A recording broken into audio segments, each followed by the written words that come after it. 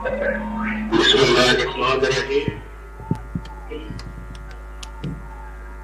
भाई अमीर मकाम साहब, मेरे भाई मुर्तजा जावेद अब्बासी साहब, मेरे भाई आसन इकबाल साहब, जनाब फैज खान अब्बासी साहब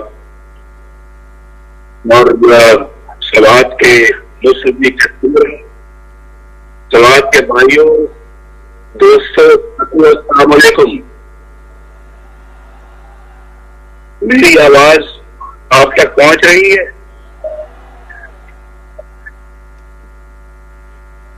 आप मुझे अपनी आवाज से बताएं, जवाब दें।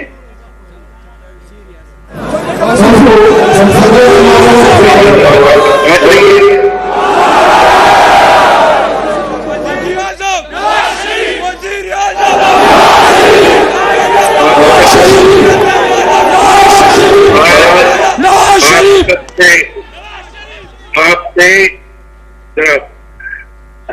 क्योंकि मैं आपसे बात कर रहा हूँ बहुत दूर से, तो मुझे पता नहीं लगता कि आप क्या कह रहे हैं और मेरी आवाज आप तक पहुंच रही है नहीं। लेकिन मैं आपको ये बताना चाहता हूं कि आज आपसे बात करते हुए मुझे बहुत खुशी महसूस हो रही है, क्योंकि बहुत दिनों के बाद आज आपसे गुफ्तगू करने का मौका मिला है।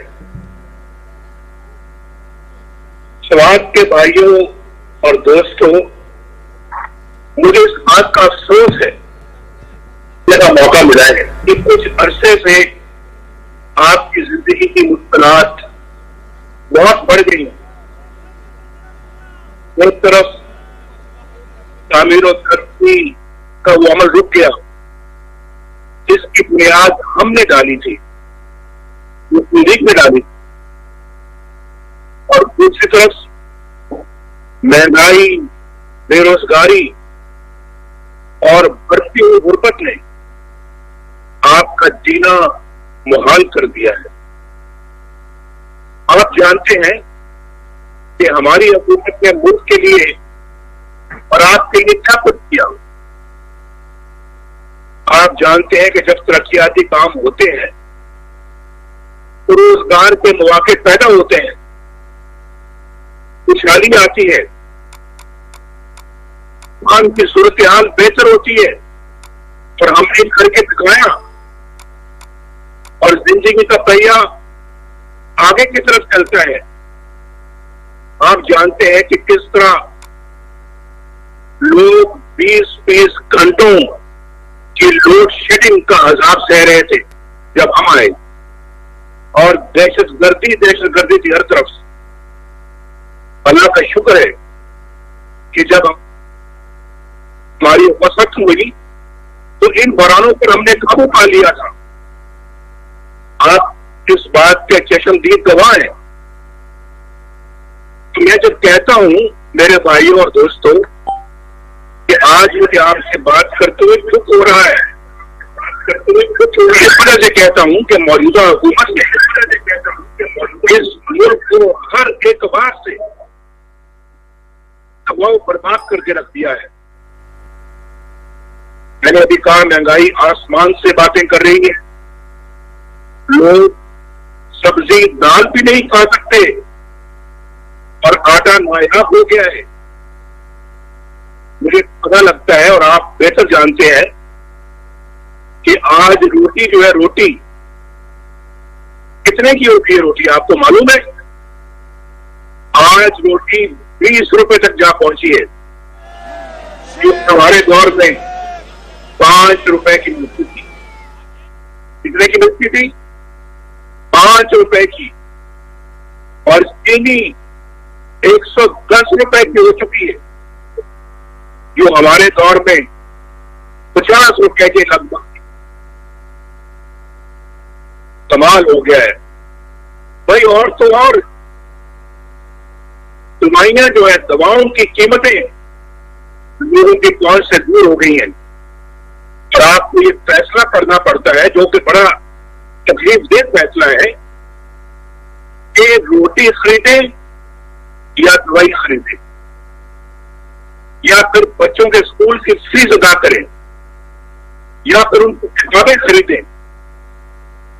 ये मैं ठीक कह रहा हूं या नहीं?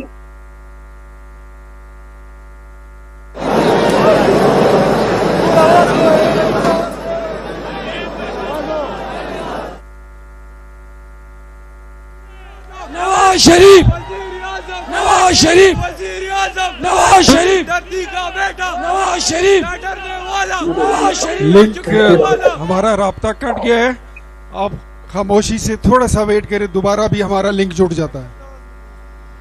दोबारा हमारा अभी राब्ता हो जाएगा। वो जो पीछे दोस्त बैठे हुए हैं सबसे आखिर वाले, क्या आपको मियां साहब की आवाज आ रही थी तकरीर की? वो पीछे वाले जरा हाथ उठा के बताएं, आ रही थी आवाज?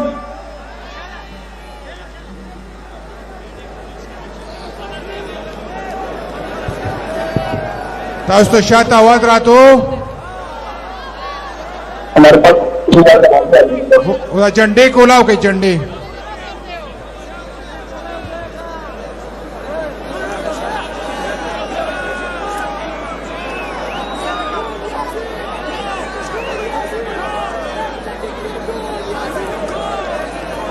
मियां साहब, सवात के लोग, खैबर पख्तूनख्वा के पठान, ये गयूर भाई, ये आपकी थोड़ी सी जुदाई बर्दाश्त नहीं कर सक रहे।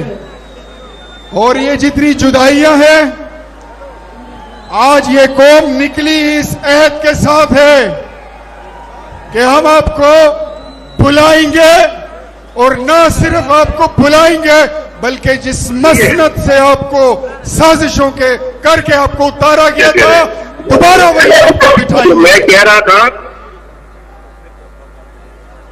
कि बिजली और गैस की कीमतें कितनी ज्यादा बढ़ गई हैं और आपका रुपया इस सारे खित्ते में सबसे कमजोर हो चुका है। और यहां तक कि जो आपके हमसाए में 40 सालों से जंगों की तबाहकारी के बावजूद अफगानिस्तान, उसकी करेंसी भी रुपये से ज्यादा है। मेरे भाई और बहनों, ऐसा क्यों है? क्यों है ऐसा? दुख से सुनो, मैं बताता हूं। ऐसा इसलिए है कि आप पर एक नाअहल, बदगुमान और कतई टोला मुसल्लत कर दिया गया है, जो आपको नहीं किसी और को जवाबदेह है, किसी और को, उसे आपकी नहीं किसी और की खुशी होनी चाहिए। मुस्लिम लीग नून की फतह को शिकस्त में बदलने के लिए और अपने लाडले को इक़्तिदार में लाने के लिए जो कुछ इस मुल्क में हुआ है, बच्चा जानता है। और आप तो जानते हैं, समाज के मेरे भाइयों, बुजुर्गों और साथियों, आपको भी मालूम है, मुझे अपने साथ, अपने खानदान के साथ होने वाले सलूक का दुख नहीं, लेकिन सिर्फ नवाज शरीफ से अदावत की बुनियाद पर, नवाज शरीफ हमें अच्छा नहीं लगता, सिर्फ नवाज शरीफ के अदावत की बुनियाद पर जिस तरह इस मुल्क के साथ ज्यादती की गई और जिस तरह 22 करोड़ अवाम को जुर्म का निशाना बनाया गया और जिस तरह हमारी नौजवान नस्ल को मुस्तकबिल से खेला गया, उसका जवाब कौन देगा? कौन देगा उसका जवाब? जब मैं कहता हूं कि जनरल कमर जावेद बाजवा व जनरल फैज हमीद जवाब दे कि उन्होंने पाकिस्तान के साथ ये सलूक क्यों किया, उन्होंने पाकिस्तान को तबाही के घड़े में क्यों फेंका।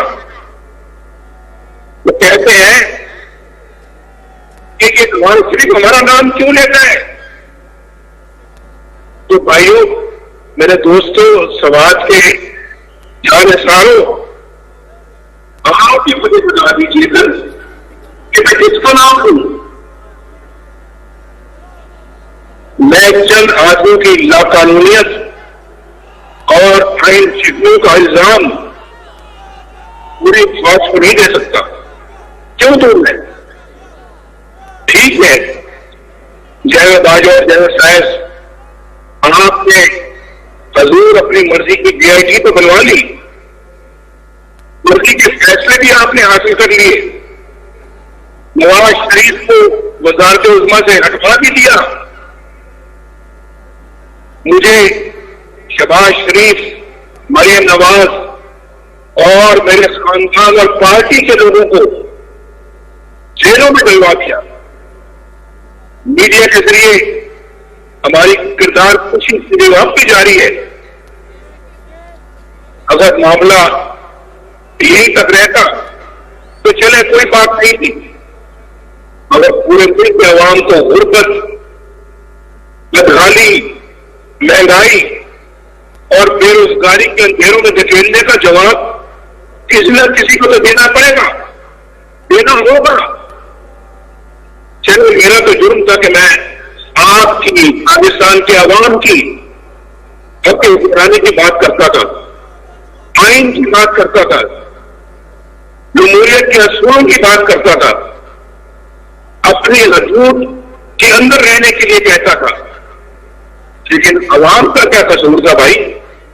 आपका क्या कसूर था? आपसे रोजगार क्यों छीन लिया गया? आपसे रोटी का नवाला क्यों छीन लिया गया? आपके बच्चों से तालीम क्यों छीन ली गई? आपसे इलाज करवाने की सूरतें और दवाइयां क्यों छीन ली गई? आपसे आपका इज्जत से रहना क्यों मुश्किल बना दिया गया? इसका जवाब मैं सिर्फ इमरान खान से नहीं मांगता, बल्कि उसे लाने वालों से मांगता हूं। वो तो कठपुतली है, उसे हिलाने वाली उंगलियां किस कुल और जबर का हिसाब देंगी। भाई और बहनों, आपने कराची में होने वाले उस मौके की तस्वीर तो सुनी होगी कि किस तरह सिंध पुलिस के सरबराह IG पुलिस साथ गए, घर से अगवा करके यह सवाल बनाया गया, उसे एक बुनियाद गैर कानूनी तैयार काटने का हुक्म दिया गया। इस तरह के मेरी आवाज और कैप्टन कोटा का दरवाजा तोड़कर कैप्टन सफर को गिरफ्तार किया गया और फिर शर्मनाक रवैये पर सिंध पुलिस से अपना रद्द-ए-अमल दिया। इस पर जनरल बाजवा ने खुद इंक्वायरी करवाने का ऐलान किया।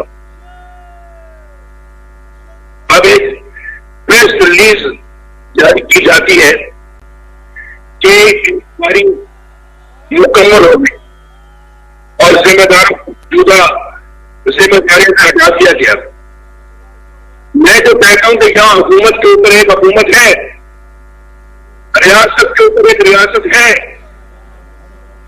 तो क्या कराची के वाकये ने मेरे मौक़िफ़ को सच्चा साबित कर दिया या नहीं? पहले ये तो देखिए कि FIR दर्ज कराना ISI या रेंजर्स का काम है, उनकी जिम्मेदारी है। अगर पुलिस एक गैर कानूनी बेबुनियाद FIR दर्ज करने से इनकार कर दे तो किसी को या किसी इदारे को यह हक है कि वो संसूख के तौर पर IG और एडिशनल आइटम को हवा कर ले। क्या दुनिया के किसी मुहज़्ज़ब मुल्क में ऐसा हो सकता है? क्या सियासत चारदीवारी की तौहीन की कोई ऐसी मिसाल किसी भी मुल्क में मिल सकती है? आज एक नजर उस रिपोर्ट पर डालिए। रिपोर्ट की बल्कि प्रेस रिलीज है, बल्कि ये तो मैं कहूंगा उनके अपने ही खिलाफ एक FIR है। आप कायद-ए-आज़म के मज़ार पे एक हुकूमती की गई और अफसरों के जज्बात भड़का दिए गए, उनके जज्बात भड़क गए। कायद-ए-आज़म के मज़ार का एहतराम करते हो, कायद-ए-आज़म के खिलाफ का भी एहतराम करो भाई। उनका एहतराम क्यों नहीं करते? कायद-ए-आज़म की तालीमात की बेहुरमती क्यों करते हो? ये जज्बात उस वक्त क्यों जोश नहीं मारते जब आइन पे हमला होता है? ये जज्बात उस वक्त जोश क्यों नहीं मारते जब जमहूरियत पर हमला होता है? ये जज्बात उस वक्त जोश क्यों नहीं मारते जब एक हुकूमत पर शख्सून मारा जाता है? उस वक्त क्यों नहीं जोश मारते जब एक आपके मुंतखब वज़ीर-ए-आज़म को वज़ीर-ए-आज़म हाउस से गिरफ्तार किया जाता है, हथकड़ियां फैलाई जाती हैं? और ये आप उस वक्त जोश क्यों नहीं मारते जब जजों को गिरफ्तार किया जाता है?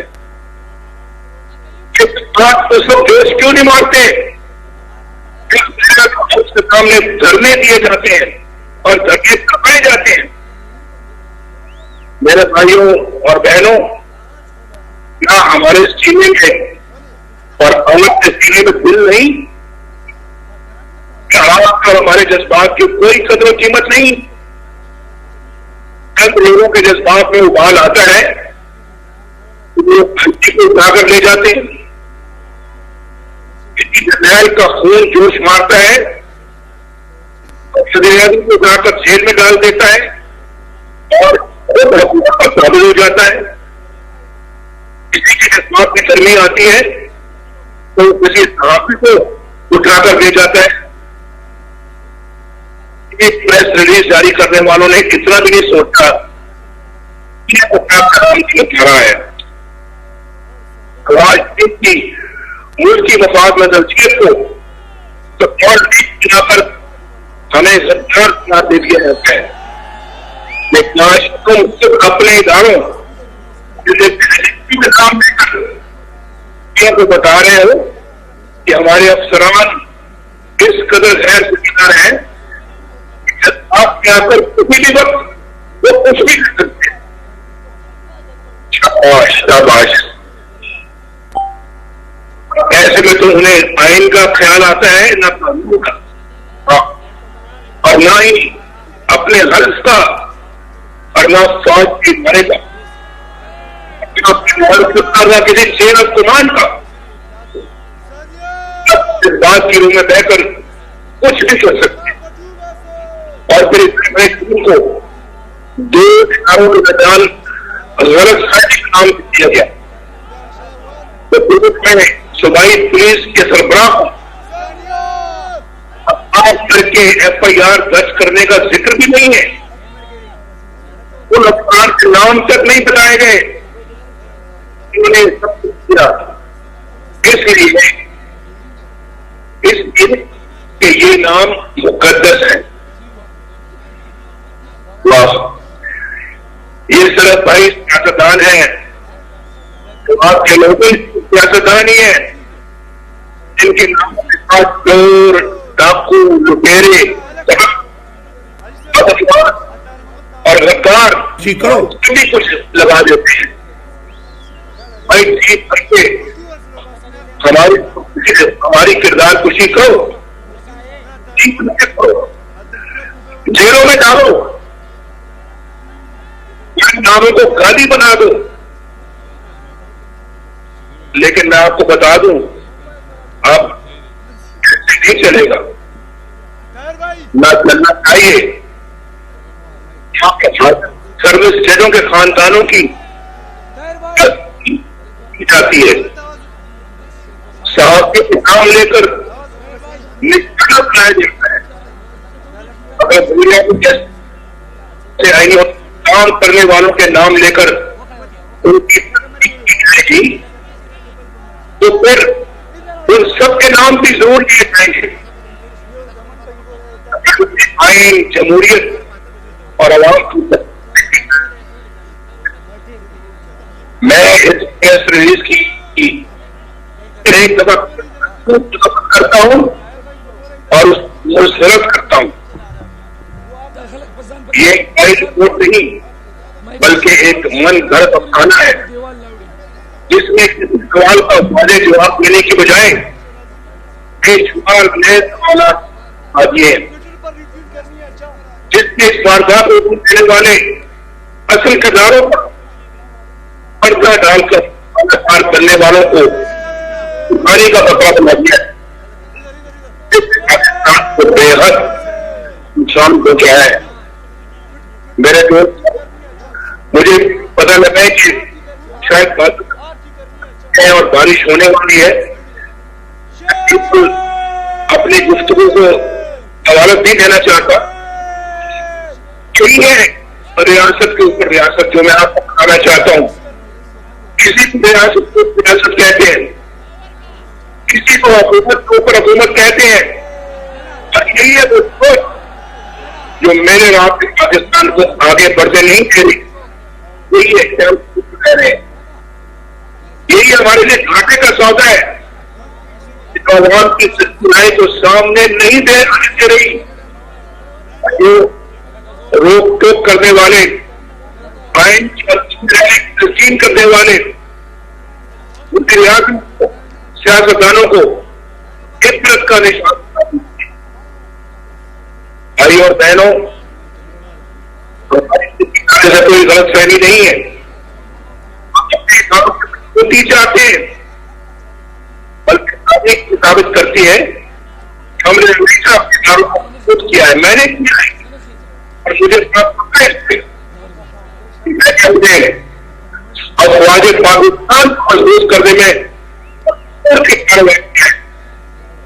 इसलिए तो कई हम इदारों को और अहलकारों को आइन का एहतराम करने का कहते हैं।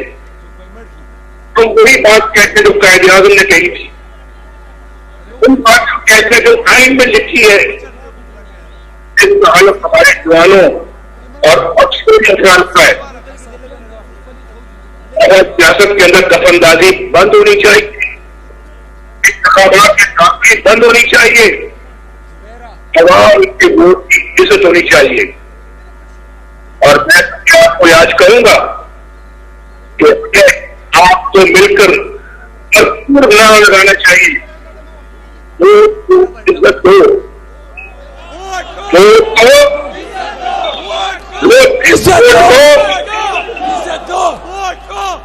दो, एक दफा फिर इज्जत दो, इज्जत दो, इज्जत दो, इज्जत दो, इज्जत दो, वोट को, इज्जत दो, वोट को, इज्जत दो, वोट को, इज्जत दो, वोट को, इज्जत दो, इज्जत दो, इज्जत दो, इज्जत दो, इज्जत दो, इज्जत दो, मियां साहब, इज्जत दो, इज्जत दो।